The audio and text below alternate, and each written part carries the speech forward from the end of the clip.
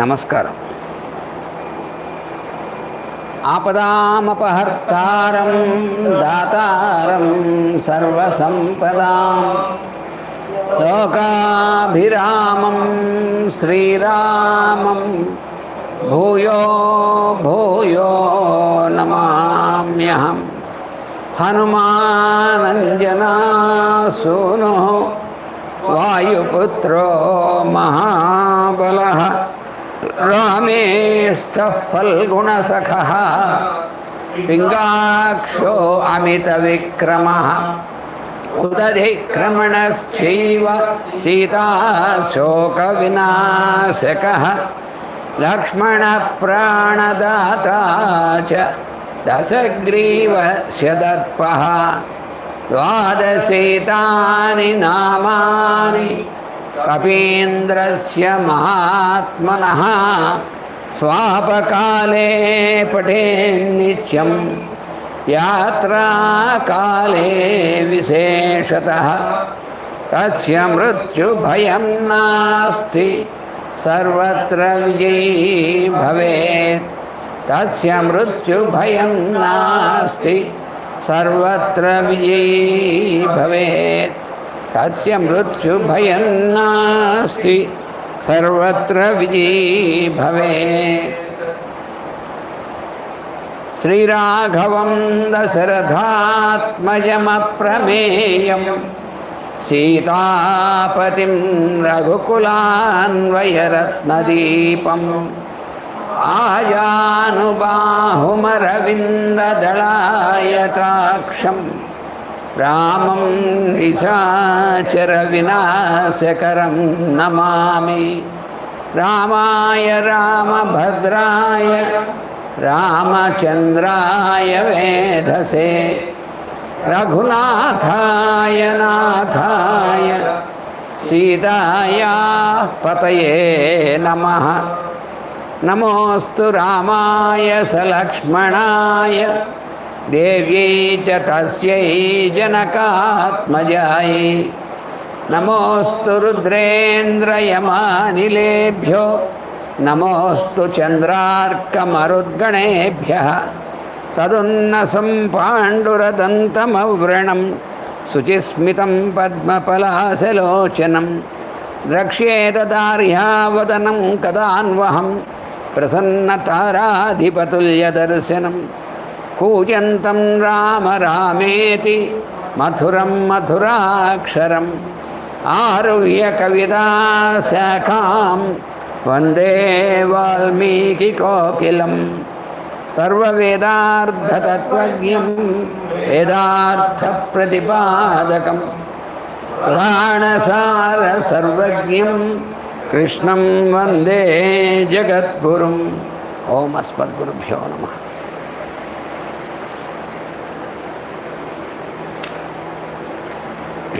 భరతుడు ధర్మయుక్తంగా చెప్పినటువంటి అన్ని యుక్తులకి కూడా, అంటే శ్రీరాముడిని ఎలా అయినా సరే అయోధ్యకి తీసుకువెళ్ళి ఆయన్నే సింహాసనం మీద పట్టాభిషేకం చేయాలనేటువంటిది భరతుడి యొక్క ఆయన గట్టిగా ఆయనకున్నటువంటి ఉద్దేశ్యం అన్నమాట. దానికి మళ్ళీ రాముడు ఆయన మళ్ళీ ధర్మయుక్తంగానే తాను అడవిలో ఉండవలసినటువంటిది, భరతుడే రాజ్యాభిషేకుడు కావాల్సినటువంటిది ఎలా ధర్మము అనేటువంటిది మళ్ళీ రాముడు ఆయనకి చెప్పడం. ఇలాగా వాళ్ళిద్దరూ అన్నదమ్ములిద్దరూ కూడా ధర్మాన్ని తప్పనటువంటి వాళ్ళు, సత్యము ధర్మం అనేటువంటి తప్పనటువంటి వాళ్ళు. అటువంటి వాళ్ళు ఒకళ్ళనొకళ్ళు ఎలాగ అనునయించి, ఎలాగ ఒప్పించి వాళ్ళ చేత ఆయన రాజు చేయాలని ఈయన రాజు చేయాలని ఆయన అన్నదమ్ములిద్దరూ కూడా ప్రయత్నం చేయడం అనేటువంటిది చేస్తూ మనకు చాలా అద్భుతమైనటువంటి విధంగా మనం ఈ కిందటి 3-4 రోజుల నుంచి కూడా మనం చూస్తున్నాం. ఇప్పుడు ఇంకా నిన్న చూసాం మనం, భరతుడు ఏమి మాట్లాడడానికి వీలేని విధంగా చెప్పేశాడు రాముడు. అంటే భరతుడు చెప్పినటువంటి యుక్తులన్నిటికీ కూడా పైన చెప్పి పరధర్మం ఏడనేటువంటి చెప్పి ఇంక తప్పదు నాయన, నువ్వు బయలుదేరి వెళ్ళి అయోధ్యకి వెళ్ళి నువ్వు అయోధ్యని పరిపాలించాల్సింది, నేను వచ్చేంత వరకు నేను ఇక్కడ దండకారణ్యానికి వెళ్ళవలసిందే అని ఖచ్చితంగా చెప్పేశాడు. ఇంక చెప్పేస్తే ఇంక అందరికీ ఏమి చేయాలి, ఇంకా రాముడికి ఇంకా ఎవరు చెప్పడానికి అవకాశం లేదు కదా అనుకుంటున్న సమయంలో అప్పుడు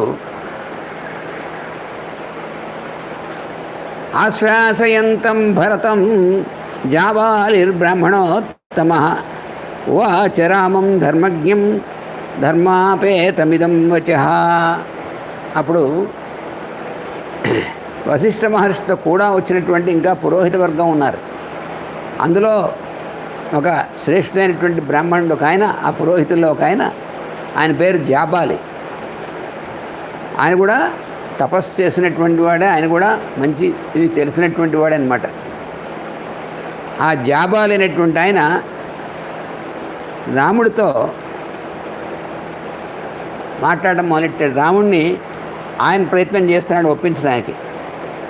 అయితే ఆ ప్రయత్నంలో రాముడు చెప్పినటువంటి ధర్మానికి విరుద్ధమైనటువంటి విధంగా ఆయన కొన్ని ఆర్గ్యుమెంట్స్ అన్నమాట ఆయన కొన్ని చెప్తున్నాడు.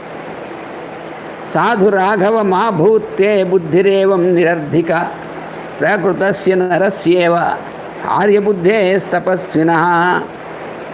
ఓ రఘువంశ శ్రేష్ఠుడా, ఓ రామా, నువ్వు చాలా శ్రేష్ఠుడైనటువంటి బుద్ధిబలం కలిగినటువంటి తపస్సంపన్నుడమైనటువంటి వాడు నువ్వు. అందుకని ఏదో సామాన్యుడైనటువంటి వాడు ఆలోచించినట్టుగా నువ్వు ఆలోచించకూడదు అంటున్నాడు రాముడు.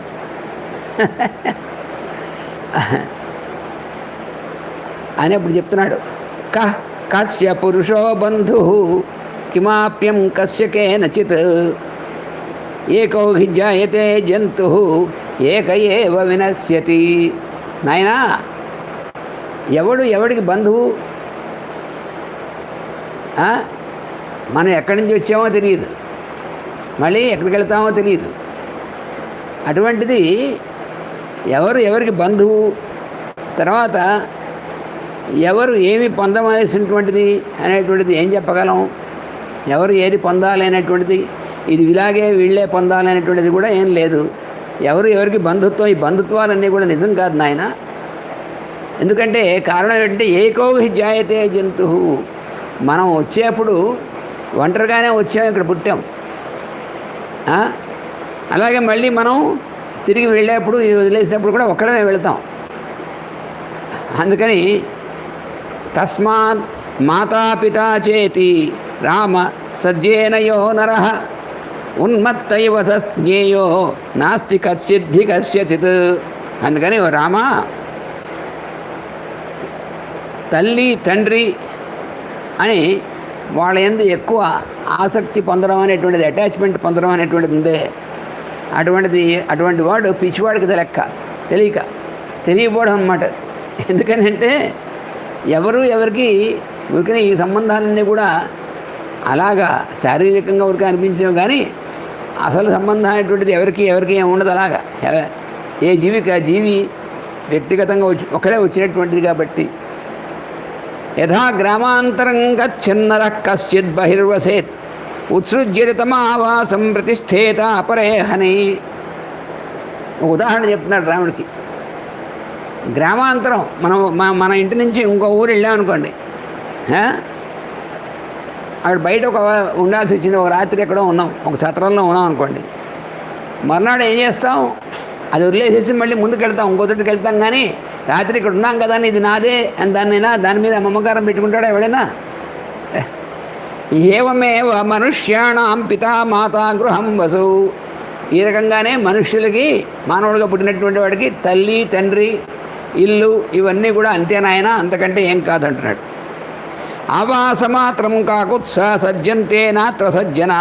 అందుకని కొన్నాళ్ళు అక్కడ ఉన్నాం కాబట్టి వాటితో మమకారం పెట్టుకోవడం అనేటువంటిది ఉందే, అది సజ్జనులైనటువంటి వాడు ఎవడు చేయాల్సిన పని కాదు. తెలియనటువంటి వాడు సామాన్యుడు ఎవరో అలా పొరపాటు పడి వాటి ఎంత అటాచ్మెంట్ పెంచుకుంటాడు. కానీ నువ్వు అన్నీ తెలిసినటువంటి వాడు అలా అటాచ్మెంట్ అన్నట్టు ఉండకూడదు అంటున్నాడు.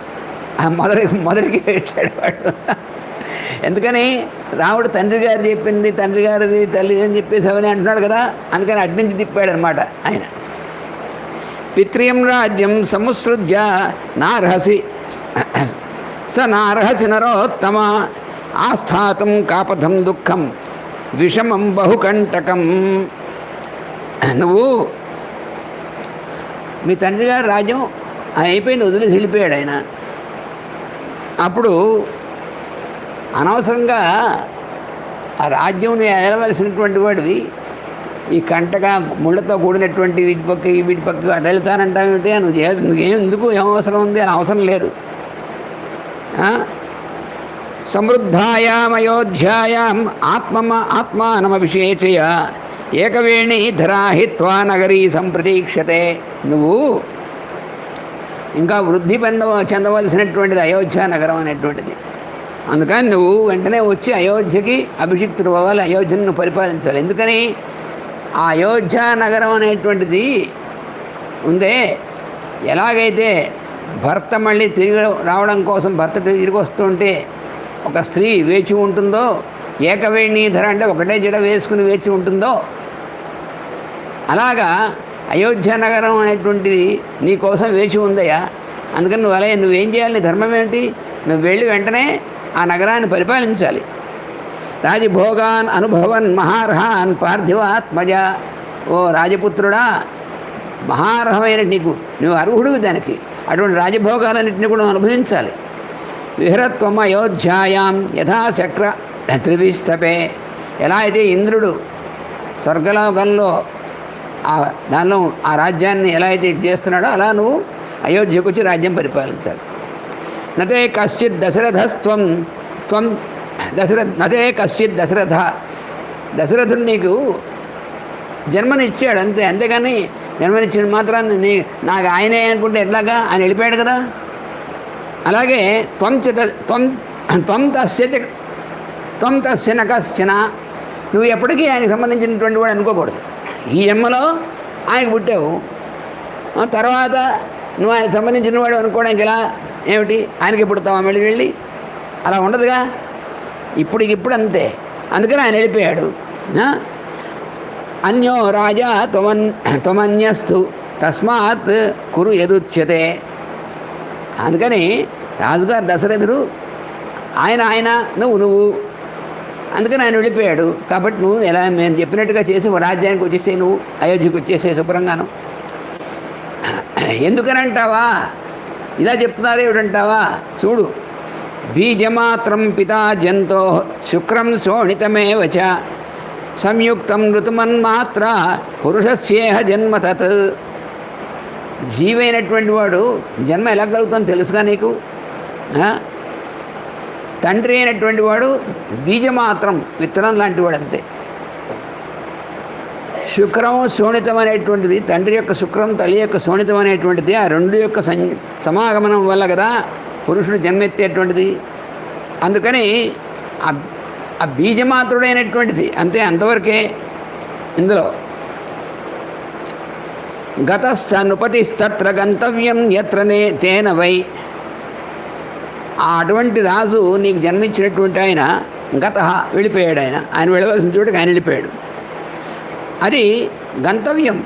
పుట్టినటువంటి వాళ్ళు ఎవరైనా సరే సహజంగా వెళ్ళవలసినటువంటి చోటుకి ఆయన వెళ్ళిపోయాడు. ఆయన ప్రవృత్తి రేషా భూతానాం త్వంతుమిథ్యా విహన్యసే. నువ్వు ఇది పుట్టినటువంటి వాళ్ళకి సహజమైనటువంటి ప్రవృత్తి. జన్మ వస్తే మళ్ళీ వాళ్ళు వెళ్ళడం ఎక్కడికి వెళ్ళిపోవడం అనేటువంటిది, ఎక్కడి నుంచి వచ్చేవాడికి వెళ్ళిపోవాలి, అది ప్రవృత్తి. అది అనవసరంగా నువ్వు మిథ్య అంటే అనవసరంగా అక్కలైనటువంటి దానికి నువ్వు అనవసరంగా నీ కష్టాలు పెట్టుకుంటున్నావు నువ్వు. ఎందుకది? అధర్మపర ఏ తాన్ శోచామి నే ఇతరాన్ తేహి దుఃఖమిహ ప్రాప్య వినాశం ప్రేత్యలేభిరే. ఎవరైతే ధర్మపరాయణ అనుకుంటూ తమ యొక్క అర్థాలని వాటన్నిటినీ కూడా వదిలేశారో వాళ్ళందరూ ఏమీ తెలియనటువంటి వాళ్ళు, వాళ్ళ కోసం నేను చాలా దుఃఖపడుతుండారే. వాళ్ళు ఇలాంటి వాళ్ళకి వచ్చినటువంటి వాటిని వాళ్ళన్నింటినీ కూడా వదిలేసి ఏమిటి ధర్మపరులు అనేటువంటిది అలా లేనిపోయింది అలాగ వదిలేయడం ఏమిటి? వాళ్ళు తే దుఃఖమిహ ప్రాప్య వినాశం ప్రేత్యలేభిరే, వాళ్ళు ఈ లోకంలోనూ దుఃఖం అనుభవిస్తారు. అలా ఉన్నటువంటి వాళ్ళు ప్రేత్య శరీరం వదిలేసిన తర్వాత కూడా వాళ్ళు పొందింది ఏమీ లేదు, అది కంటిన్యూ అవుతూ ఉంటుంది. అష్టకా పితృదేవత్యం ఇమం పితృదేవత్యం ఇత్యయం ప్రసృతో జనై అన్నస్యోపద్రవం పశ్య మృతో హి కిమశిష్యతి. ఇంకా చెప్తున్నాడు ఏమిటంటే, మనము శ్రాద్ధం అనేటువంటిది ఎన్ని రోజులు పెడతామో తెలుసు కదా, శ్రాద్ధకర్మ చేస్తాం. అప్పుడు మనం అక్కడ దేవతలు పితృదేవతలు ఉంటారు. మనం ఇచ్చేటువంటి శ్రాద్ధం అనేటువంటి దాంతో ఇచ్చేటువంటిది ఆ పితృదేవతలకి పొందుతుందని అంటున్నారు అని అనుకునే కదా మనం శ్రాద్ధం అనేటువంటిది దాంట్లో మనం పెట్టేటువంటిది. అది అయితే మనం పెట్టినటువంటి శ్రాద్ధం రూపంలో వాళ్ళకి పెట్టినటువంటి అన్నం అనేటువంటిది ఏమవుతుంది, అది కాస్త కొంతసేపు అయిన తర్వాత కొంతకాలం అయిన తర్వాత నష్టం అయిపోతుంది, అయితే కలిసిపోతుంది దేంతోనూ. అంతేగాని ఆ శరీరం వదిలి వెళ్ళిపోయినటువంటి మనుష్యుడు వచ్చి నిజంగా మనకు తింటున్నాడా, మనకు కనిపిస్తుందా ఏమన్నా మన తింటున్నాడా?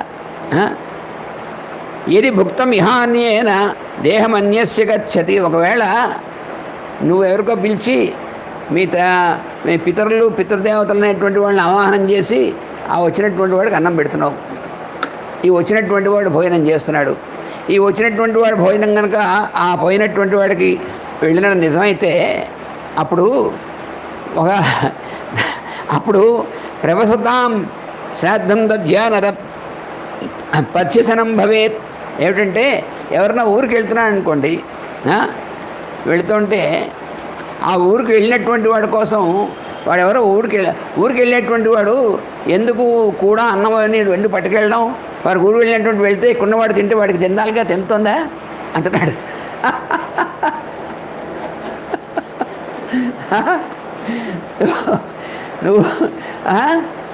నువ్వు ఊరికి వెళ్ళినప్పుడు ఇవన్నీ కూడా ఎందుకు పట్టుకెళ్తున్నావు? ఊరికి వెళ్ళినప్పుడు నువ్వు మామూలుగా వెళ్ళిపోతే నువ్వు అక్కడ ఆకాశం వెళ్ళినప్పుడు నీ పేరుతో వాడు తింటాడు, నీకు చెందాలిగా తింటుందా? అలాగే నువ్వు ఇక్కడ వీడికి ఎవరికో పెడుతున్నావు, వాడు చెందుతుంది అంటున్నావు, ఎలాగ దానికి ఏమిటి అంటున్నాడు. దహన సంవనన హేతే గ్రంథా మేధావిభి కృతా యజస్వదేహి దీక్షస్వ తపస్వ సంత్యజ. అందుకని దేవతల కోసం పూజలు యజ్ఞలు దానం ఇవన్నీ కూడా చేయాలి అని చెప్పి మనకి నువ్వు తపస్సు చేస్తూ ఉండాలి.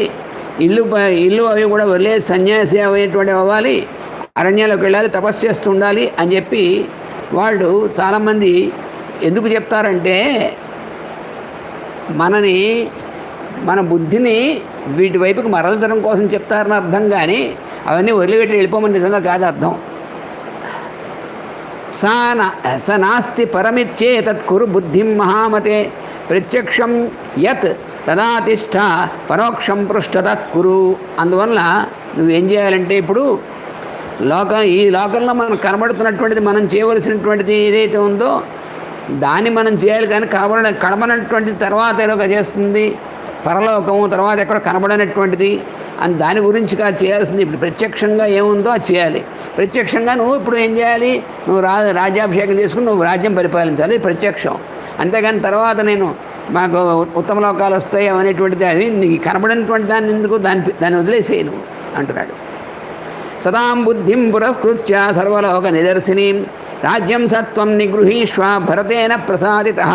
అందుకని సత్పురుషులైనటువంటి వాళ్ళు ఏదైతే వాళ్ళు ప్రమాణంగా చూపిస్తారో ఆ విధంగా అందరికీ కూడా దారి చూపించేటువంటి వాడుగా నువ్వేం చేయాలి, భరతుడు ఇస్తున్నటువంటి రాజ్యాన్ని స్వీకరించాలి. నువ్వు ఇప్పుడు చేయవలసినటువంటిది ప్రత్యక్షంగా ఉన్నటువంటిది మానుకు నువ్వు ఇంకేవో చెప్తామేమిటే రామ అంటున్నాడు అని జాబాలి అనేటువంటి ఆయన చెప్పాడు. జాబాలేస్తు వచశ్రుత్వా రామ సత్యపరాక్రమ. మళ్ళీ ఇక్కడ ఏమన్నాడు రాముడిని, సత్యపరాక్రమ. రాముడు సత్యం అనేటువంటి దాని చేత పరం అనేటువంటి దాన్ని ఆక్రమించినటువంటి వాడు. నేను మొట్టమొదటి చెప్పాను, పరాక్రమ అంటే అందరిని చావగొట్టేటువంటి వాడిని అర్థం కాదు. పరమ అనేటువంటిది ఏదైతే ఉందో అంటే దీనికంటే హయ్యెస్ట్ పైన ఉన్నటువంటిది, దాన్ని ఆక్రమించినటువంటి వాడు, అది పరాక్రమం అంటే అర్థం. అంటే మనకి ఇహము పరము రెండు ఉంటాయి. ఇహము అంటే ఈ లోకంలో మనం ఇప్పుడున్నటువంటిది, ఈ భౌతికమైనటువంటి లోకంలో ఉన్నటువంటి దాన్ని ఇహము అంటాం. పరము అంటే ఏమిటి? దీనికి మూలమైనటువంటిది, దీనికి ఆధారభూతమైనటువంటిది, అది పరమైనటువంటి. పరం అంటే అర్థం దీనికంటే పైన ఉన్నది అని అర్థం. అది అందువల్ల ఆ పరమనేటువంటిది ఏదైతే ఉందో దాన్ని సత్యము చేత ఆక్రమించినటువంటి వాడు. అందుకని సత్య పరాక్రమ. పరాక్రమ అంటే అర్థం పరాన్ని ఆక్రమించినటువంటి వాడు. దేంతో? సత్యముతో. అందుకని తన సత్యవచనముతోనూ తన సత్ప్రవర్తనతోనూ తాను ఎప్పుడూ కూడా సత్యం తప్పకుండా ఉండడంతోనూ పరమనేటువంటి దాన్ని ఆక్రమించినటువంటి వాడు. అంటే ఎవరి పరాన్ని? తన యొక్క భౌతికమైనటువంటి విషయంలో కాకుండా తన పరాన్నే కాదు, అందరికీ కూడా ఆ మార్గాన్ని చూపిస్తూ ఆ పరమనేటువంటి దాన్ని పూర్తిగా ఆక్రమించినట్టు, దాని ఆ పరమైనటువంటి ఉత్తమమైనటువంటి దాన్ని ఆక్రమించి ఉన్నటువంటి వాడు. అందుకని రామ సత్యపరాక్రమ అనేటువంటిది ఎన్నిసార్లు చెప్తాడు వాల్మీకి మహర్షి. వీలున్నప్పుడల్లా రామ సత్యపరాక్రమ అంటూనే ఉంటాడు ఆయన. మనకు గుర్తు చేస్తూ ఉంటాడు రాముని గురించి. అందుకని జాబాలు చెప్పినటువంటిది రాముడు విని ఉవాచ పరయా సూక్త్య బుద్ధ్యా అవిప్రతిపన్నయ. రాముడు ఆ జాబాలు చెప్పినటువంటిది విని పరమైనటువంటి సూక్తులతో, దీనికంటే అసలైనటువంటి విధంగా, అంటే ఇప్పుడు ఆయన చెప్పింది ఏంటి, అంత వ్యతిరేకంగా ఉంది. అలా కాకుండా సత్యమైనటువంటి పరమైనటువంటి సూక్తులతో అవిప్రతిపత్తి పన్నయ. ఏమి విప్రతిపత్తి అంటే ఏమిటంటే వ్యతిరేకమైనటువంటిది కాకుండా, ఏమి వ్యతిరేకమైన లేకుండా కూడా ఎలా చెప్పాలో చెప్తున్నాడు రాముడు. భవాన్ మే ప్రియకామార్థం వచనం యది హోక్తవాన్. మొట్టమొదటి ఏంటంటే నాకు పాపం నాకు ప్రియమైనటువంటి విధంగా నాకు ఏది ప్రియమో అనేటువంటిది పాపం మీరు ఆలోచించి చాలా చక్కగా మీరు చెప్పారు, సందేహం లేదు. అకార్యం కార్యసంకాశం అపథ్యం పథ్య సన్నిభం. కానీ మీరు చెప్పింది ఎలా ఉంది తెలిసిన? అకార్యం అంటే చేయకూడనటువంటి పనిని కార్యసన్నిభం ఇలాగే చేయాలని అనిపించేట్టుగా చెప్పారు మీరు. ఎలా చేయకూడదు అనేటువంటి దాన్ని ఇలాగే చేయాలని చాలా యుక్తిగా చెప్పారు మీరు. ఇది ఎలా ఉంది? అపథ్యం పథ్య సన్నిభం. అపథ్యం చేయడం ఉంది మనకి. అపథ్యం అంటే ఇక్కడ జాగ్రత్తగా ఉండాలి సంస్కృత పదాల్లో. అపథ్యం అంటే అర్థం ఏంటి? సంతానం అని అర్థం, అది కాదు. అపథ్యం, పథ్యం, అపథ్యం. మనం ఆరోగ్యం బాగున్నప్పుడు పథ్యంగా ఉండాలంటారు. బాబాని చాలా రకాలుగా పలుకుతూ ఉంటారు. దానికి అసలు అర్థం తెలియక పథ్యం అనుకున్న కొంతమంది పథ్యం అని ఎవరు రకాలుగా పలుకుంటారు. అపథ్యం, పథ్యం అని. పథ్యము, పథి అంటే ఏమిటి? మార్గం. పథ్యము అంటే సరైనటువంటి ఆచరణ అన్నమాట అర్థం. అంటే ఏమిటి? ఆరోగ్యంగా ఉండాలంటే ఇప్పుడు ఎలా ఆచరించాలి, అన్నపానాయ పానీయాదులు, అది పథ్యం అన్నమాట. మీరు చెప్పింది ఎలా ఉందంటే అపథ్యముగా ఉండవండేటువంటి దాన్ని ఇదే పథ్యముగా మీరు చెప్తున్నారు. అంటే ఏమిటి?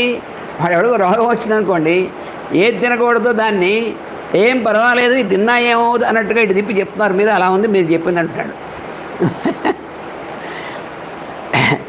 నిర్మర్యాదస్తు పురుష పాపాచార సమన్విత మానం న లభతే సత్సు భిన్న చారిత్రదర్శిన. అంటే ఎవరైతే వేద శాస్త్రాలు మొదలైనటువంటి వాడి యొక్క మర్యాదను వదిలేస్తాడో, మర్యాద అంటే ఏమిటి? లిమిట్. అవి ఇచ్చినటువంటి మనకి ఒక హద్దు అనమాట.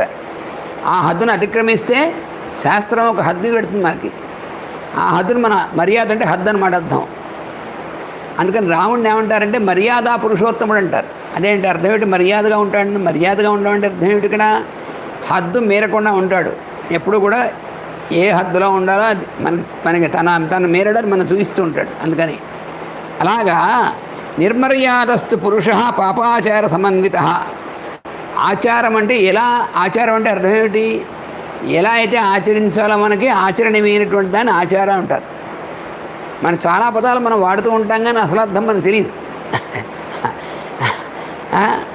ఆచరణం, ఆచారం అంటే ఆచరణము ఎలా ఉండాలో, అలాగా ఆచరణం ఎలా ఉండాలో తెలుసుకుని ఎక్కడి నుంచి తెలుసుకోవాలి? మనం శాస్త్రాలను తెలుసుకోవాలి. శాస్త్రం అంటే ఏమిటి? శాసించున్నటువంటిది, ఇదిలా చేయి, ఇదిలా చేయకూడదు అని శాసించేటువంటి దాన్ని శాస్త్రం అంటారు. అందుకని శాస్త్రంలో ఎలా మనకి చెప్పారో వాటన్నిటినీ కూడా ఆచినోతి తెలుసుకుంటాడు. తెలుసుకొని అది తన ఆచరణలో పెడతాడు.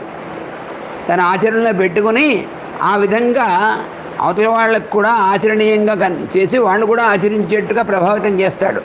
అటువంటి వాడిని ఆచార్యుడు అంటారు. అంతేగాని ఆచార్య అని పేరు పెట్టుకుంటే చాలదు. ఆ వైష్ణవులు అందరికీ ఆచార్యనే ఉంటుంది అంటే అర్థమేడు వాళ్ళందరూ ఉన్నారని అర్థం కాదు. ఇది అసలు అర్థం. అందుకని ఆచారము, సదాచారము అంటే ఏదైతే ఎలా ఆచరించాలో అటువంటి ప్రవృత్తిని సదాచారము అంటారు. ఈ ఆచరణకి ప్రభు ఎవరు అంటే మనం రోజు విష్ణు సహస్రనామం చదువుకుంటూ ఉంటాం. ఆచార ప్రభవో ధర్మస్య ప్రభురచ్యుత అంటే అర్థం ఏమిటి? ఆచారం అనేటువంటిది ఇది ఇలా ఉండాలి, ఇది ఇలా ఉండకూడదు అనేటువంటి దానికి ప్రమాణం ఎవరు? ధర్మం ప్రమాణం. ధర్మానికి ప్రభు ఎవరు? అచ్యుత, పరమపురుషుడైనటువంటి ఆ మహావిష్ణువు నారాయణుడు అన్నిటికీ మూలమైనటువంటి ఆయన ధర్మానికి ప్రభు ఆయన అని మనం రోజు చదువుకుంటూ ఉంటాం. అందుకని అలాంటిది ఆచారం ప్రకారం ఎలా ఆచరించాలో వాటన్నింటినీ కూడా వదిలేస్తే ఏమవుతుందంటే దానివల్ల అలా ఆచారము దాని గురించి మన ఆలోచన అన్నీ కూడా భ్రష్టపడిపోతాయి. అందుకని అటువంటి వాడు సత్పురుషులైనటువంటి వాళ్ళ చేతి ఎప్పుడు కూడా సమ్మానితుడు కాడు, గౌరవింపబడాడు. ఇలా కన్నా మీరు చెప్పినట్టుగా చేస్తే కులీనం అకులీనం వా వీరం పురుషమానినం చారిత్రమేవ వ్యాఖ్యాతి శుచిం వా యది వా అశుచిం. ఆచారం అనేటువంటి దాని ప్రకారమే ఎవరు ఉత్తమమైనటువంటి వంశంలో జన్మించాడు. కులీనుడు అంటే వాడు, కులం అంటే వంశం. ఎప్పుడు మనం గుర్తుపెట్టుకోవాలి, క్యాస్ట్ కాదు. కులం అంటే వంశం. కులీన అంటే ఉత్తమ కులంలో అంటే ఉత్తమ వంశంలో జన్మించినవాడు. కులంలో అంటే ఇప్పుడు అర్థంలో కాదు, ఉత్తమ వంశంలో జన్మించినటువంటి వాడు. అందుకని వాడు ఉత్తమ వంశంలో జన్మించాడా, లేకపోతే ఉత్తమం కానటువంటిది నీచ వంశంలో జన్మించాడా, వాడు వీరుడా, లేకపోతే పనికిరానటువంటి వాడా, లేకపోతే తనని తాను గొప్పవాడనేటువంటి భావించేటువంటి వాడా, వాడు పవిత్రుడా అపవిత్రుడా, ఇవి నిర్ణయం ఎవరు చేస్తారు? ఎలా జరుగుతుంది? ఆచారం అనేటువంటి దానివల్ల, ఆచరణ వల్ల తెలుస్తుంది. వాడు ఆచరణ బట్టి తెలుస్తుంది, కానీ ఇదంతా కూడాను లేకపోతే ఇంకో రకంగా తెలియదు. దీన్ని నిర్ణయించేది అది. ఆర్య సంస్థాన శౌచాద్ హీనస్తథా అశుచి లక్షణ్య అవధలక్షణ్యో దుశ్శీల శీలవానివా. మీరు చెప్పినటువంటిది ఎలా ఉంది తెలుసునా? మీరు చెప్పినట్టుగా ఆచరించేటువంటి వాడు శ్రేష్ఠుడుగా కనిపించేట్టుగా ఉంటాడు, అలా ఉంది మీరు చెప్పింది. కానీ నిజానికి వాడు గౌరవనీయుడైనటువంటి వాడు కాడు అలా ఆచరిస్తే, మీరు చెప్పినట్టు చేస్తే. మీరు చెప్పినటువంటిది వాళ్ళకి మనకి సంబంధం ఏముంది, దానికి ఇదేముంది, ఇంకేముంది అడ్డదిడ్డంగా చెప్పారు కదా మీరు. అలా చేస్తే నిజాన్ని మీరు చెప్పింది చాలా యుక్తిగా ఉంది, బాగుంది, శ్రేష్టంగా ఉన్నట్టు కనిపిస్తుంది. కానీ అలా చేస్తే ఎవరు కూడా గౌరవం పెరిగిన వాడు కాడు. బయటికి చాలా పవిత్రంగా కనిపిస్తుంది, కానీ లోపలికి అపవిత్రమే. అలాగే చాలా ఉత్తమమైనటువంటి లక్షణాలు కనిపిస్తాయి మీరు చెప్పినవి, కానీ కావు, అధమైనటువంటి లక్షణాలు అవి, విపరీతమైనటువంటివి. అందుకని మీరు చెప్పినటువంటిది ఏది కూడా వ్యతిరేకంగా ఉంటుందన్నమాట. మామూలుగా ఉండవలసింది వాటికి వ్యతిరేకమైనటువంటి విధంగా చెప్తున్నారు మీరు. అధర్మం ధర్మవేషేణ, అధర్మం అనేటువంటిది ధర్మంలాగా ఉండేట్టుగా వేషం మార్చి ఉండేట్టుగా చెప్తున్నారన్నమాట. యద్యహం లోక సంకరం అభిపత్సేత్ శుభం హిత్వా క్రియాం విధి వివర్జితం. మరి ధర్మం అన్నట్టుగా అధర్మాన్ని ధర్మంలో చూపిస్తే దానివల్ల ఏమవుతుంది? వర్ణ సంకరం అవుతుంది. అలా నేను శ్రేష్ఠుడైనటువంటి వాడు కనుక అలా ఆచరించాడనుకోండి, నన్ను చూసి అందరూ అలాగే ఆచరిస్తారు. అప్పుడు ఏమవుతుంది? ఆ మొత్తం సమాజంలో ఉన్నటువంటి సాంకర్యం అవుతుంది, అంతా పాడైపోతుంది. కశ్చేత్ కశ్చేతయాన పురుష కార్యాకార్య విచక్షణ బహుమన్యేత మాం లోకే దుర్వృత్తం లోకదూషణం. అందుకని విధిహీనమైనటువంటిది ఆ విధంగా నేను ఆచరించినట్లయితే నన్ను శ్రేష్ఠుడిగా చూస్తున్నారు చాలామంది. ఎందుకని అక్కడి నుంచి అందరూ కూడా నన్ను శ్రేష్ఠుడిగా చూస్తున్నారు. నేను ధర్మ వ్యతిరేకంగా ఈ రకంగా ఆచరించాను అనుకోండి, అప్పుడు ఏమవుతుంది? లోకాన్ని కళంకితం చేసిన వాడిని అవుతాను. ఎందుకంటే వాళ్ళు నన్నే అనుసరిస్తారు. భగవద్గీతలో కూడా కృష్ణుడు అది చెప్పాడు. యద్యదాచరతి శ్రేష్ఠ తత్తదేవ ఇతరో జన. శ్రేష్ఠుడైనటువంటి వాడు ఎలా అయితే ఆచరిస్తాడో మిగిలినటువంటి వాడు దాన్నే అనుసరిస్తారు. సయత్ ప్రమాణం కురితే, అటువంటి వాడు శ్రేష్ఠుడు దేనైతే ప్రమాణంగా చూపిస్తాడో దాన్ని మిగిలినటువంటి వాళ్ళు ఫాలో అవుతారు. అందువల్ల నీ పొరపాటున కూడా అలాంటి పని చేయకూడదు. శ్రేష్ఠుడైనటువంటి వాడు చాలా జాగ్రత్తగా ఉండాలి. కస్య యాస్యామ్యహం వృత్తం కేన వా స్వర్గమాప్నుయాం అనయా వర్తమానోహం మృత్యాహీన ప్రతిజ్ఞయా. చేసినటువంటి ప్రతిజ్ఞ అనేటువంటిది ఏదైతే ఉందో ఆ ప్రతిజ్ఞని కనుక మనం భిన్నం చేస్తే దానివల్ల ఏమవుతుంది?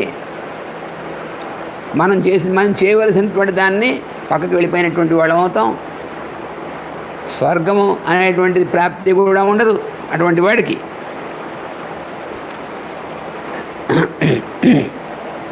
తర్వాత మీరు చెప్పినటువంటిది ఆచరణీయమైనటువంటిది కాదు కదా మరి. అందుకని నేను తండ్రి గారు ఏం చెప్పారో అనేటువంటి దాన్ని తప్ప ఇంకో రకంగా ఆచరించడానికి సిద్ధంగా లేదు. కామవృత్తో అన్వయన్ లోక కృత్స్న సముపవర్తతే యద్వృత్తా సంతి రాజానః తద్వృత్తా సంతి ప్రజా. మీరు చెప్పినటువంటి మార్గంలో కనుక నేను ఆచారంగా ఉన్నట్టు అనుకోండి. స్వేచ్ఛాచారం అంటే అర్థం ఏమిటి? వాడు ఇష్టం వచ్చినట్టుగా వాడు ప్రవర్తించడం. అంటే లా లేదు, ధర్మం లేదు, ఏం లేదు, నా ఇష్టం వచ్చినటువంటి ప్రవర్తి అనేటువంటి వాడు ఏమవుతాడు? స్వేచ్ఛాచారుడు అంటారు. అంటే స్వేచ్ఛ, తనకు ఎలా దోస్తే అలా చేయడం, అది స్వేచ్ఛ అంటే. అందువల్ల ఏమవుతుంది? మీరు చెప్పినటువంటి మార్గంలో నేను నడుస్తే అలా స్వేచ్ఛాచార్యం అయినటువంటి ఆచరణ కలిగినటువంటి వాడిని అవుతాను. అప్పుడు ఏమవుతుంది? మిగిలినటువంటి ప్రజలందరూ కూడా అలాగే ఆ మార్గంలో నడుస్తారు వాళ్ళు కూడా. ఎందుకని? యథా రాజా తథా ప్రజ. యద్వృత్తా సంతి రాజానః, రాజులైనటువంటి వాడు ఏ రకంగా ప్రవర్తిస్తున్నారో తద్వృత్తా సంతి ప్రజా, ప్రజలు కూడా అంతే. యథా రాజా తథా ప్రజ.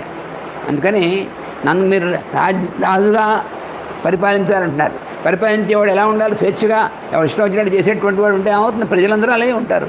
ఇప్పుడు మనం చూస్తున్నాం ఎలా ఉంటున్నాం, అలాగే ఉంటుంది. సత్యమేవ అనుశంసం చ రాజవృత్తం సనాతనం తస్మాత్ సత్యాత్మకం రాజ్యం సత్యే లోక ప్రతిష్ఠిత. నృశంసమైనటువంటిది అంటే ఎవరు కూడా దాన్ని హీనంగా కానటువంటిది. అందువల్ల సత్యము అనేటువంటిది దానే ముఖ్యం. రాజవృత్తం అనేటువంటిది, రాజు అయినటువంటి వాడు ప్రవర్తించడానికి కావాల్సినటువంటి ఏమిటి? సత్యము. రాజ్యం సత్యే, సత్యాత్మకం రాజ్యం సత్యే లోక ప్రతిష్ఠిత. అందుకని సత్యమునందే ఇవన్నీ కూడా ఉన్నాయి. సత్యాన్ని తప్పడానికి వీల్లేదు. ఋషయశ్చైవ దేవాశ్చ సత్యమేవ హి మేధిరే. ఋషులు కానీ దేవతలు కానీ వాళ్ళు ఎప్పుడు కూడా సత్యాన్నే వాళ్ళు ఎప్పుడు ఒప్పుకున్నారు, సత్యాన్నే ఆచరిస్తారు. సత్యవాదీ లోకేస్మిన్ పరంగచ్చితిజాక్షయం.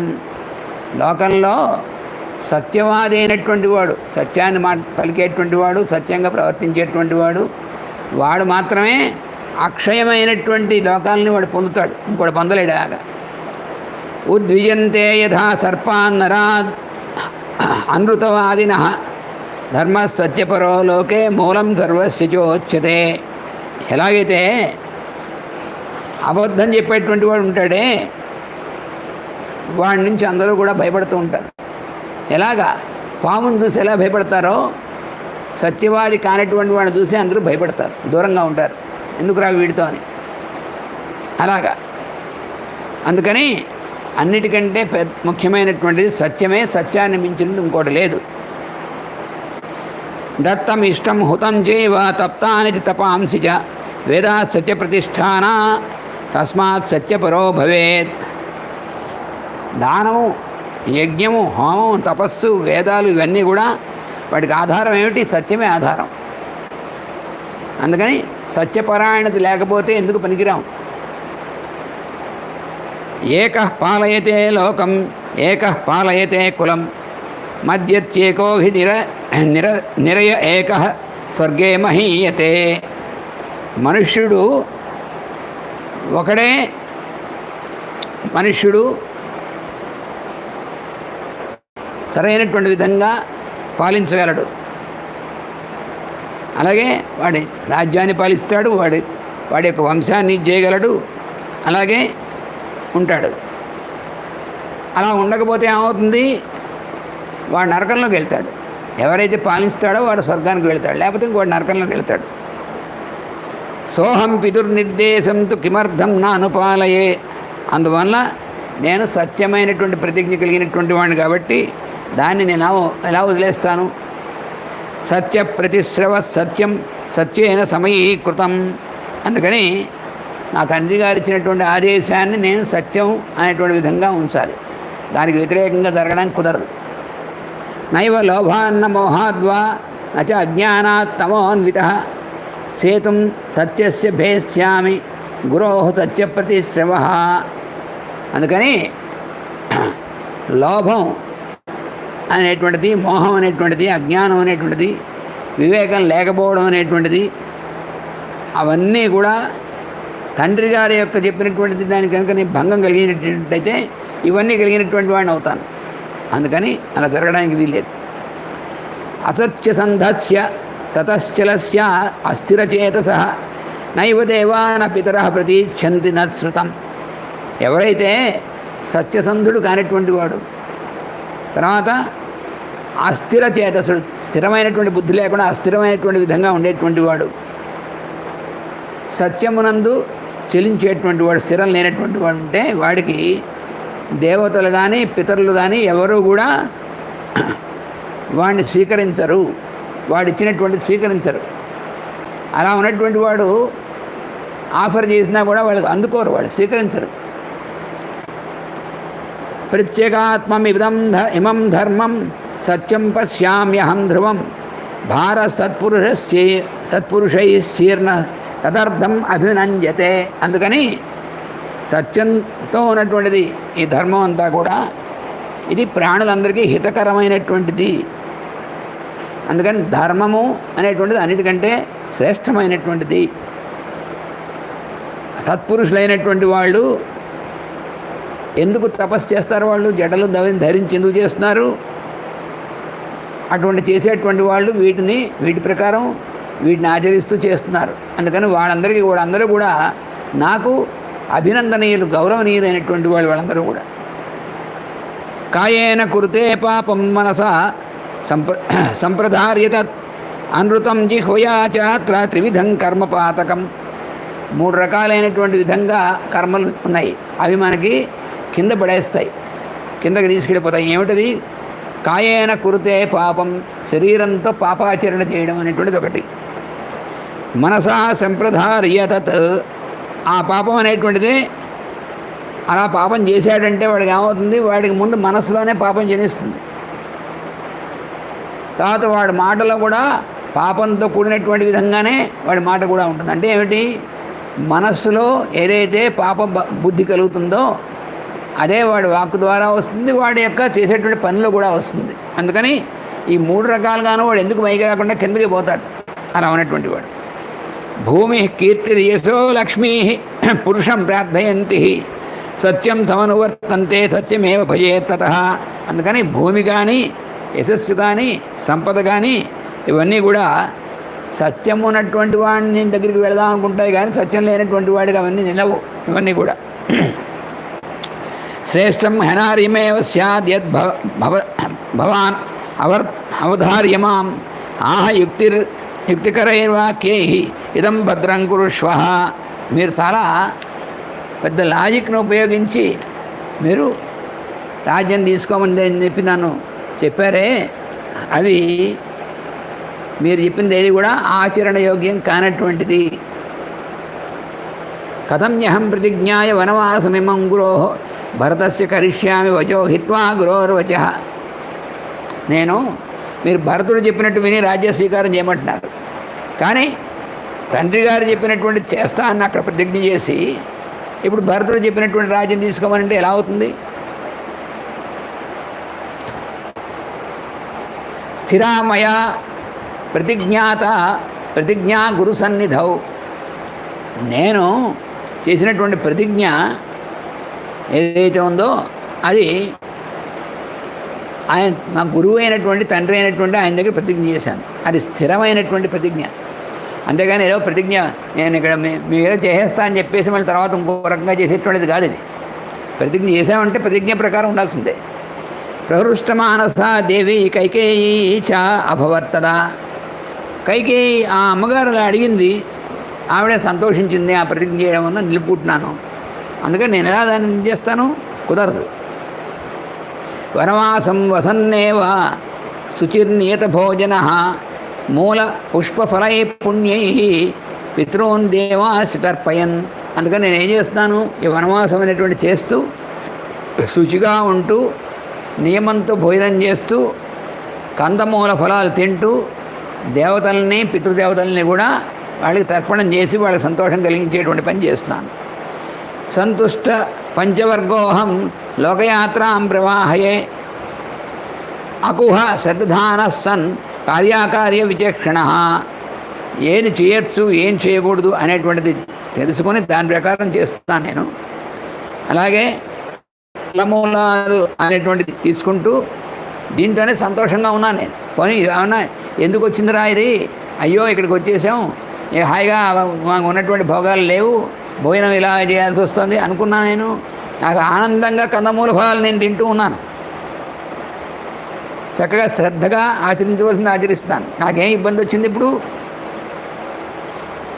కర్మభూమిమిమాం ప్రాప్య కర్తవ్యం కర్మయత్శుభం అగ్నిర్వాయుశ్చ సోమశ్చ కర్మణాం ఫలభాగినః.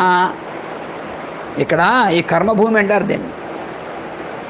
ఎందుకని మనం ఆచరించడానికి ఏమైనా ఆచరించాలంటే ఈ భూలోకంలో ఉన్నప్పుడే ఆచరిస్తాం. అందువలన వాడు ఈ రకంగా ఎలా ఆచరించాలో అలా ఆచరిస్తే అప్పుడు దేవతలైనటువంటి అగ్ని వాయువు సోముడు వాళ్ళందరూ కూడా వాళ్ళు ఈ ఆచరించినటువంటి వాడు సమర్పించినటువంటి దాన్ని వాడు స్వీకరిస్తారు, అంటే సంతోషిస్తారు అన్నమాట. వాడు శతం క్రతూనామాహృత్య దేవరాట్ త్రిదివంగత తపాన్ శుగ్రాణి చ స్థాయ దివం ప్రాప్త మహర్షయ. ఇంద్రుడు ఇంద్రపదం ఎలా పొందాడండి? 100 యజ్ఞాలు చేసి ఇంద్రుడు అయ్యాడు.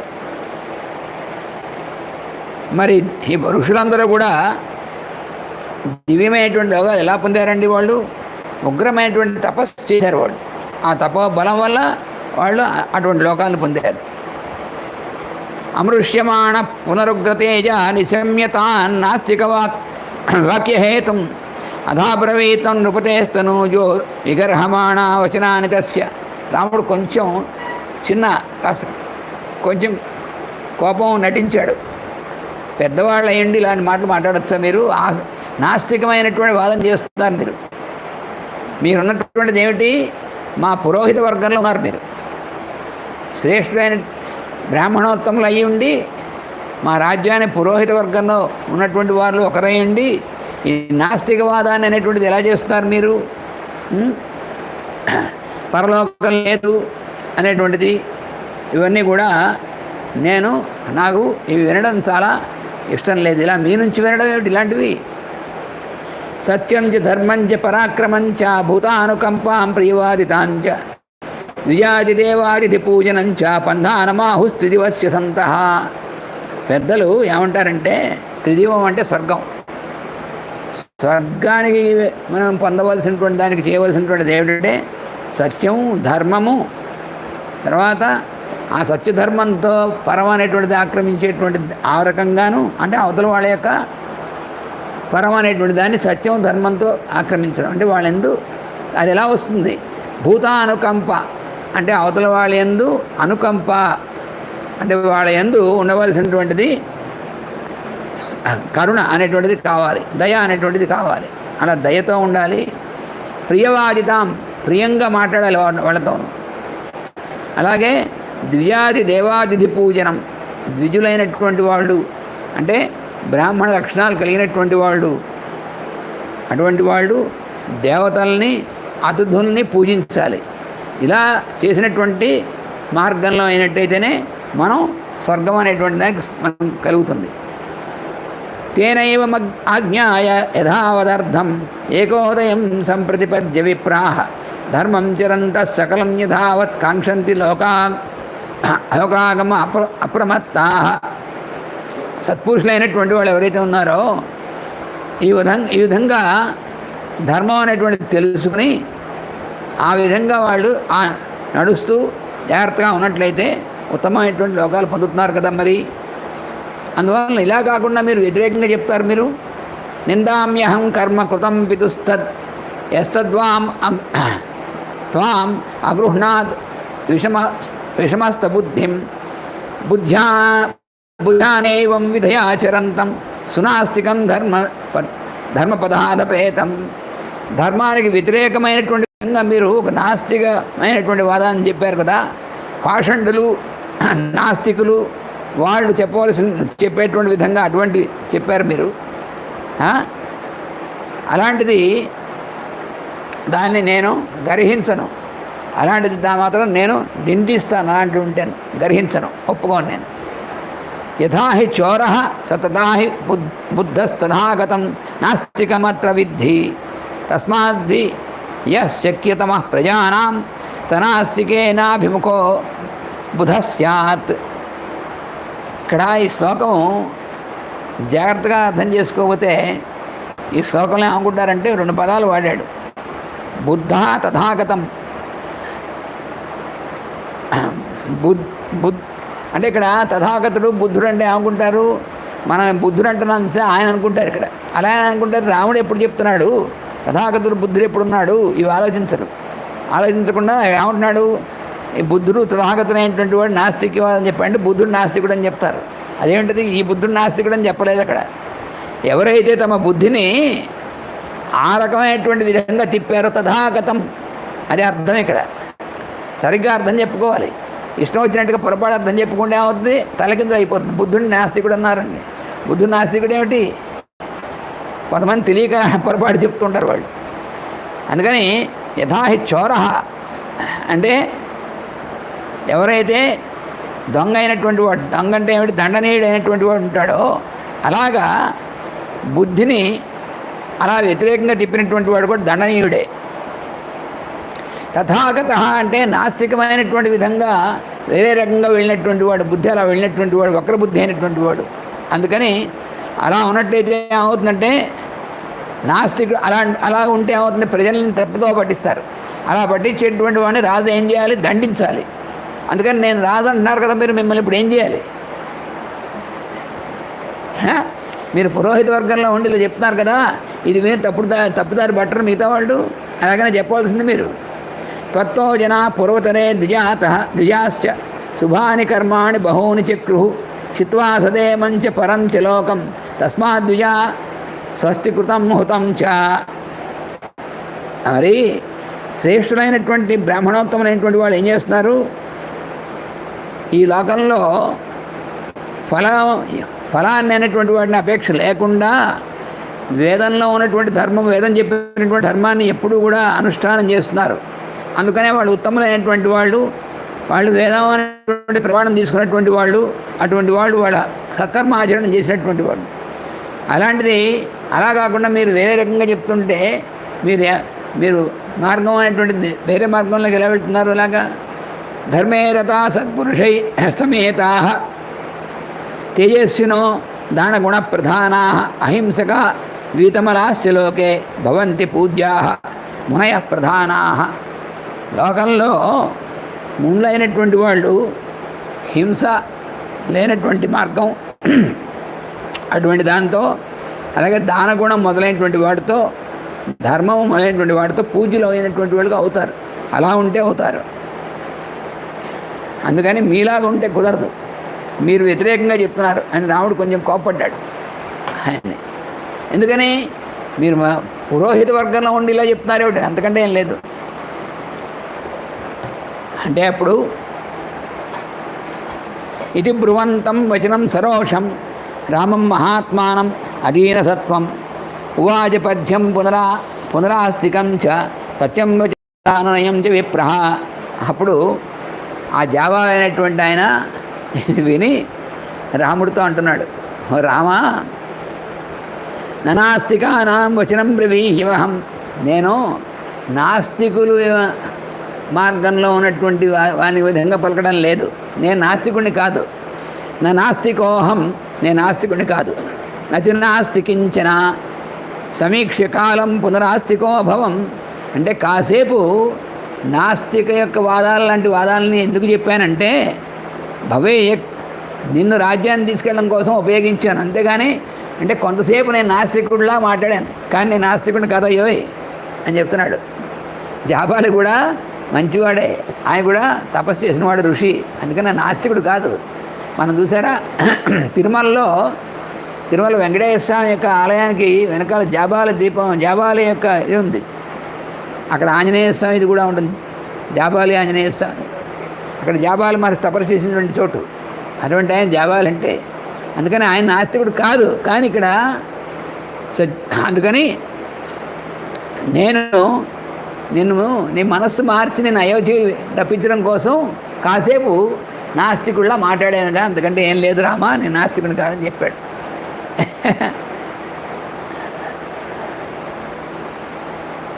అప్పుడు వశిష్ఠుడు కూడా పక్కనే ఉన్నాడు కదా, ఆయన చెప్తున్నాడు, క్రుద్ధమాజ్ఞాయ రామంతు వశిష్ఠ ప్రత్యువాచ. వశిష్ఠుడు వారు అంటున్నాడు, జాబాలిరపి జానీతే లోకస్య గతాగతిం. ఓ రామా, జాబాలి కూడా ధర్మాలు లోకంలో ఎలా ఉండాలని తెలిసినటువంటి వాడే.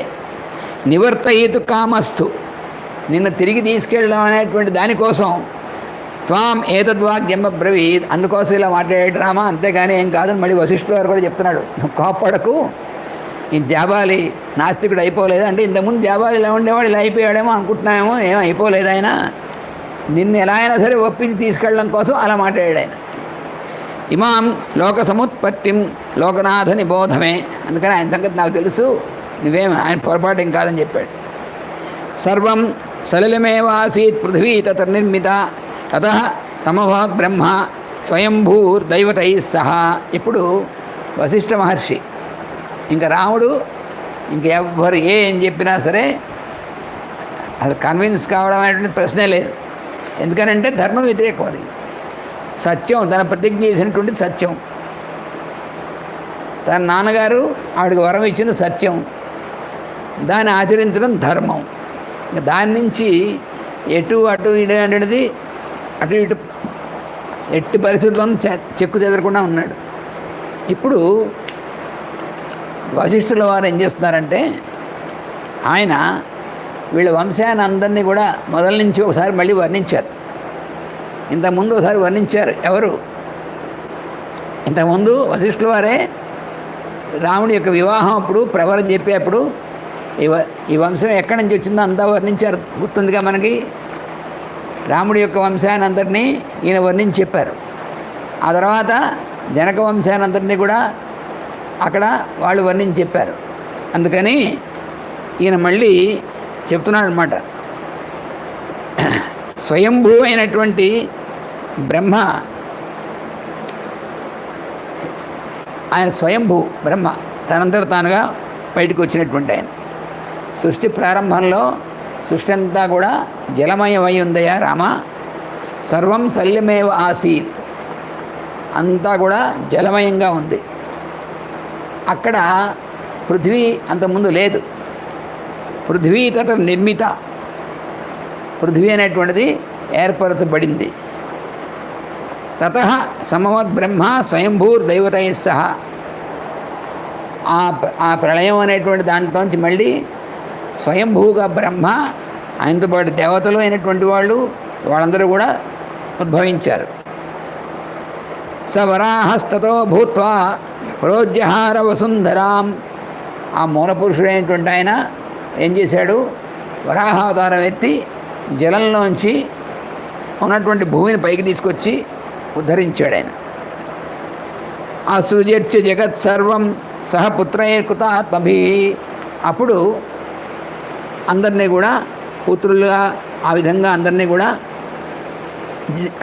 సృష్టించాడు. ఇక్కడ ఆకాశ ప్రభవో బ్రహ్మ శాశ్వతో నిత్య అవ్యయ. ఆ బ్రహ్మ ఎక్కడి నుంచి పుట్టాడు? ఆకాశంలోంచి పుట్టాడు. శాశ్వతుడైనటువంటి వాడుగా ఉన్నాడు. తస్మాత్ మరీచి, ఆయన దగ్గర నుంచి బ్రహ్మ నుంచి మరీచి పుట్టాడు. మరీచి సంజజ్ఞే. మరీచే కశ్యప సుత. మరీచి యొక్క కుమారుడుగా కశ్యపుడు పుట్టాడు. కశ్యపు ప్రజాపతి. వివస్వాన్ కశ్యప జజ్ఞే. అప్పుడు కశ్యపుడి నుంచి వివస్వంతుడు అంటే మన సూర్యుడు పుట్టాడు. మనుర్వైవస్వత స్వయం. సూర్యుడి నుంచి మనువు పుట్టాడు, వైవస్వత మనువు. సదు ప్రజాపతి పూర్వం ఇక్ష్వాకుస్తు మనో సుత. ఈ వివస్వత నుంచి పుట్టినటువంటి వైవస్వత మనువు మనకి ప్రజాపతి అయినటువంటి వాడు. ఆయన నుంచి ఆయన కుమారుడుగా మొట్టమొదటిగా ఇక్ష్వాకు పుట్టాడు. మనకి భగవద్గీతలో 4వ అధ్యాయంలో మొట్టమొదటి శ్లోకంలో ఏం చెప్పాడు అర్జునుడికి? ఇమం వివస్వతే యోగం ప్రోక్తవానహమవ్యయం. నేను సూర్యుడికి మొట్టమొదటిగా చెప్పాను. వివస్వాన్ మనవే ప్రాహ. ఆ వివస్వంతుడైనటువంటి సూర్యుడు తన కొడుకైనటువంటి మనువుకి చెప్పాడు. మనురిక్ష్వాకవే అబ్రవీత్. ఆయన ఇక్ష్వాకు అనేటువంటి వాడు చెప్పాడు. ఈ రకంగా అంతా కూడా వస్తున్నటువంటిది అని చెప్పి ఆయన 4వ అధ్యాయం మొదటి శ్లోకంలో చెప్పాడు. చూసారా? అలాగనమాట. అది ఇప్పుడు మళ్ళీ చెప్తున్నాను అనమాట. ఇక్ష్వాకు యొక్క ఇదని యథే యస్యేయం ప్రథమం దత్తా సమృద్ధా మనునామహి తమ ఇక్ష్వాకమయోధ్యాయాం రాజానం విద్ధిపూర్వకం. అక్కడి నుంచి ఇక్ష్వాకుడి దగ్గర నుంచి వరసనంతా కూడా రాజవంశం అంతా కూడా దిగి వచ్చిందో. ఇక్ష్వాకోసు సుధ శ్రీమాన్ కుక్షిరిచ్చేవ విశ్రుత. ఇక్ష్వాకు కొడుకు కుక్షి. కుక్షేరాత్మజో వీరో వికుక్షి. ఆయన కొడుకు వికుక్షి. వికుక్షేస్తు మహాతేజ బాణ. ఆ బాణుడు అనేటువంటి వాడు వికుక్షి కొడుకు. బాణస్య మహాబాహు అనరణ్యో మహాతప. ఆయన కొడుకు అనరణ్యుడు. ఇలాగ మొత్తం వంశానంతటిని కూడా మళ్ళీ ఒకసారి వర్ణించాడు. వర్ణించి అలా మొత్తం తీసుకొచ్చి అక్కడి నుంచి సగరుడు ఇవన్నీ మనం చెప్పుకున్నాం. ఎందుకంటే ఇవన్నీ ముందుకు ఎందుకు వెళ్తుందంటే ఒకసారి మనం చెప్పుకునేటువంటి వంశం అంతా కూడా. అందుకని సగరుడు, అక్కడి నుంచి మళ్ళీ అంశుమంతుడు ఇవన్నీ వచ్చారు. భగీరథుడు, రఘుమహారాజు, అక్కడి నుంచి దిలీపుడు తర్వాత మళ్ళీ ఆ వంశంలో రఘుమహారాజు, తర్వాత ఇంకా మాంధాత, అంబరీషుడు వీళ్ళంతా ఉన్నారుగా. అవన్నీ చేసి అక్కడి నుంచి అయుడు నుంచి నాభాగుడు అయినటువంటి వాడు, నాభాగుడు కొడుకు అన్నమాట అయుడు. అజశ్చేవ ధర్మాత్మ రాజా దశరథ సుత. అయుడు కొడుకు మీ నాన్నగారైనటువంటి దశరథుడు. తస్య జ్యేష్ఠోసి దాయాదో రామ ఇత్యభిశ్రుత. తద్గృహాణ స్వకం రాజ్యం అవేక్ష సుజగన్ నృప. అటువంటి దశరథుడికి జ్యేష్ఠ కుమారుడిగా నువ్వు పుట్టినటువంటి వాడు కాబట్టి ఓ రామ. ఇప్పుడు ఫైనల్గా వశిష్ఠుల వారి కథ చెప్తోంది. ఆయన చెప్తున్నాడు, ఇక్ష్వాకూణాం హి సర్వేషాం రాజా భవతి పూర్వజేనావర పుత్రో జ్యేష్ఠో రాజ్యాభిషిచ్యతే. ఇక్ష్వాకు దగ్గర నుంచి ఇప్పటిదాకా కూడా ఏ రాజుకైనా సరే మొదట పుట్టినటువంటి వాడు జ్యేష్ఠుడు ఎవడైతే ఉన్నాడో వాడే రాజు అవడం అనేటువంటిది వంశాచారం. స రాఘవాణాం కులధర్మాత్మనః సనాతనం నాజ్య విహింతుమర్హసి. అప్పటి నుంచి వస్తున్నటువంటి ధర్మం ఇది. ఇక్ష్వాకు దగ్గర నుంచి కూడా వస్తున్నటువంటి ధర్మం జ్యేష్ఠుడే రాజు కావాలనేటువంటిది. దాన్ని నువ్వు ఇప్పుడు మార్చకూడదు రామ అని చెప్తున్నాడు. వశిష్ఠుల వారు చెప్తున్నాడు. ఇప్పుడు చాలా కష్టం కదా. మిగతా వాళ్ళని అయితే ఏమైనా అనొచ్చు, వశిష్ఠుల వారు ఇలాగా వంశగురువు ఆయన అని చెప్తున్నాడు.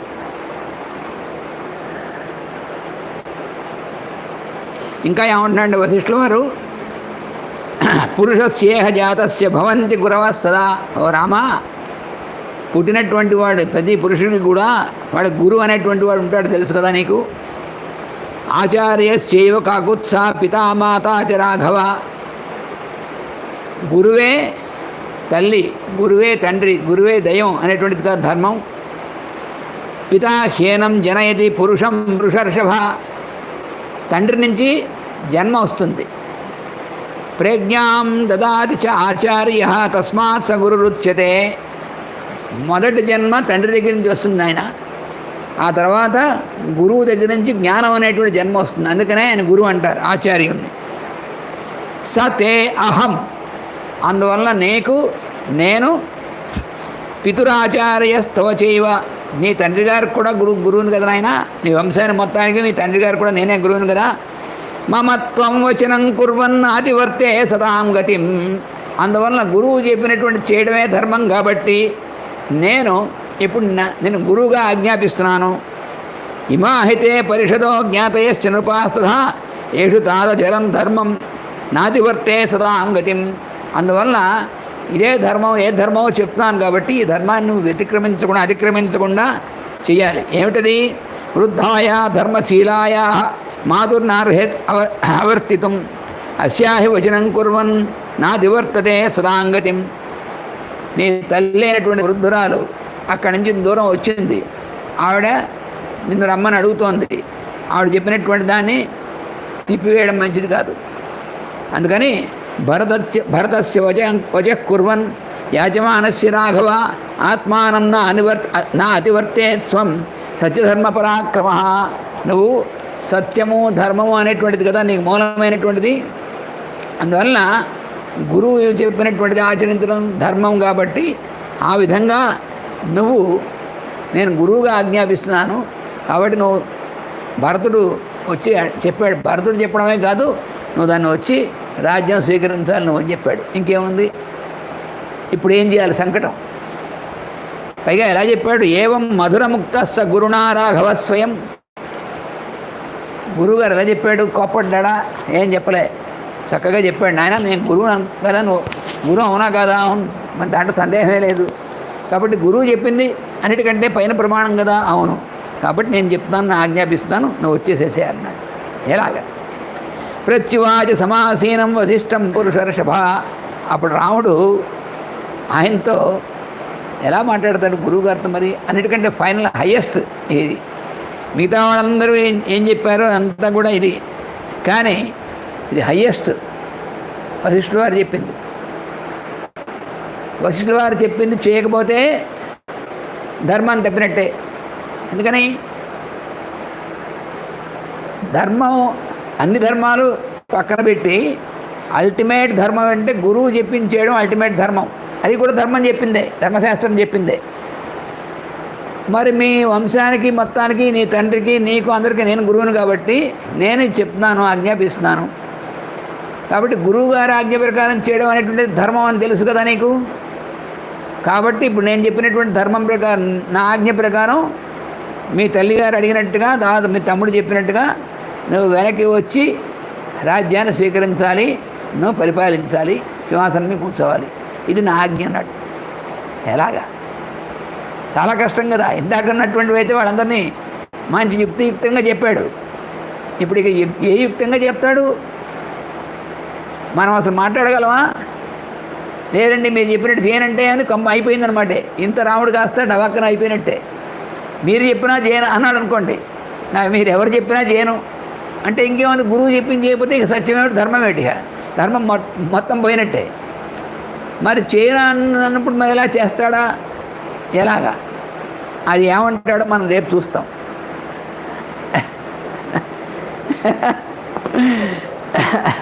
మరి ఎందుకు అంత తేలికైనటువంటి విషయం కాదు అది.